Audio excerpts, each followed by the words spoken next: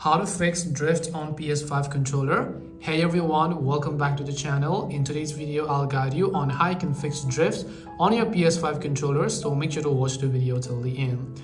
Now the solution I'm going to show you today is actually just a temporary fix. This is not wholly going to solve the problem, but only temporarily. I'm telling you because a permanent fix requires you to open up your controller shell and do everything else as you would.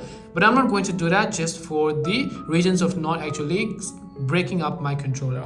Now what I'm going to do is, if you want to fix the drift on your controller, first off I want you to get rid of any dirt that is accumulated around the sides of the stick over here. Now you can use a toothbrush or you can use a cotton bud if you have, to just make sure that you wipe out any dust or debris that has actually been accumulated over there.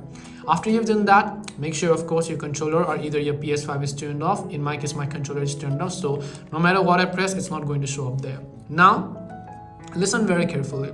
First off, just hold your controllers like this, which is the stick of your controller.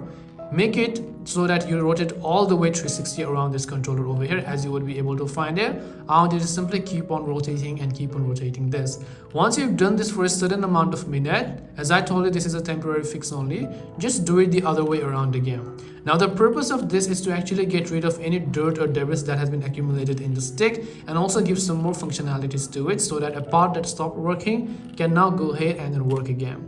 After you've done that, just make sure to press the controller buttons like this, which is the stick. Make sure to press it down. Don't make it too hard because you could have actually damaged your controller. So once you've done that, now for a couple of minutes, just make sure to do it slowly, not very fast like this, but very slowly. Now you can go ahead and try to turn on your controller, charge it, and then see if that actually helps you solve the problem. So I hope this video helped you. If you have any questions, feel free to leave them down. Thank you for watching and see you soon in the next video.